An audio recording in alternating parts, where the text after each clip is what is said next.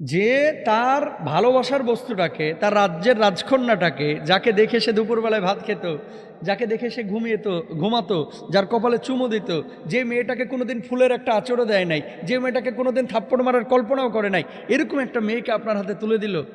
আর কি চান আপনি? আপনি তারপরে পালসার হুন্ডা চান? আপনার বিয়ে করা উচিত পালসার হুন্ডারে।